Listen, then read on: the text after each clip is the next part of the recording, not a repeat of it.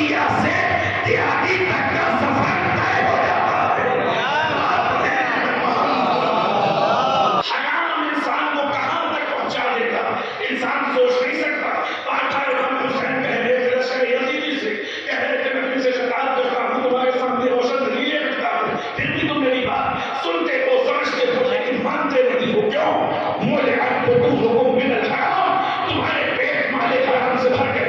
آپ انصاف سے نظمہ بتائے، حرام یزیدی کھائے تو اثر ہو، شیعہ کھائے تو اثر نہ ہو۔ یہ تو قانون ہے، یزیدی کھائے تو اس کے اوپر اثر ہوگا، شیعہ کھائے تو اس کا اثر نہ ہوگا۔ یہ کوئی قبیلائی نظام نہیں ہے کہ جو اس قبیلے میں آ گیا کامیاب ہو گیا۔ شیعہ کوئی قبیلہ نہیں ہے، شیعہ کوئی علاقہ نہیں ہے، شیعہ کوئی خاص گروہ نہیں ہے۔ جیسے یزیدی صفتوں کی بنیاد پر ہوتے ہیں ویسے شیعہ بھی صفتوں کی بنیاد پر بنے گا۔ شیعہ گھرانے میں پیدا ہونے والا اگر شیعی سے بات کھو دے تو اس خیمے میں چلا جائے گا۔ اس گھرانے میں رہنے والا اگر شیعوں کے سے بات پیدا کر لے تو حسین کے خیمے تک آ جائے گا۔ یہ دونوں منظر تو ہم نے دیکھے ہیں، کوئی نئی بات تو نہیں ہے سکا۔ حرام کھائے ہوئے سے اہل بیت علیہ السلام کی محبت ہضم نہ ہوگی، کہیں نہ کہیں نکلے گی ضرور۔ کبھی یہ نہیں سمجھ میں آیا، وہ نہیں سمجھ میں آیا، یہ جو آپ کو نظر آتا ہے نا کہ لوگ علماء کرام کی توہین کرتے ہیں، علماء کرام کی توہین اس لیے نہیں کرتے ہیں کہ علماء کرام نے ان کی زمین ضبط کر لی ہے، ان کا کھیت کھا رہے ہیں۔ علماء کرام نے کس کا کیا دیا؟ یہ بیٹھ کر دین کے بارے میں بتا رہے ہیں، زیادہ سے زیادہ مجھے کوئی دقت ہے، کوئی پریشانی ہے کسی مرجع سے، میں زیادہ سے زیادہ کیا کر سکتا ہوں؟ میں کہوں کہ میں اس مرجع کی بات نہیں مانوں گا، میرے لحاظ سے اس مرجع کی بات ٹھیک نہیں ہے۔ پہلے تو یہ طے کیجیے کہ آپ کا لحاظ بنا کیسے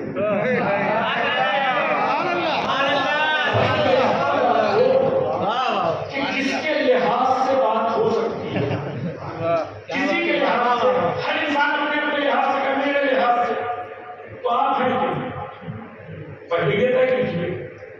میں کہوں میرے لحاظ سے ڈاکٹرز کینسر کے پیشنٹس کو جو کیمو تھراپی کا سجیشن دیتے ہیں کہ بالکل غلط ہے، میرے لحاظ سے نہیں ہونا چاہیے۔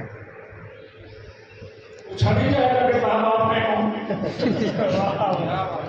مولانا صاحب ہیں نا، نماز پڑھائیے، عقائد بتائیے، احکام بتائیے، کون سی تھراپی کس کو دی جاتی ہے۔ یہ آپ کا کام نہیں، جس کا ہے اسے کرنے نہیں چاہیے۔ تو اگر مجھے کسی سے کوئی دقت ہے بھی تو پہلی بات تو یہ کہ میں کہوں کہ میں نہیں مانتا، پھر میں نہیں مانتا اس کے لیے میرے پاس دلیل کیا ہے؟ کوئی دلیل تو ہوگی۔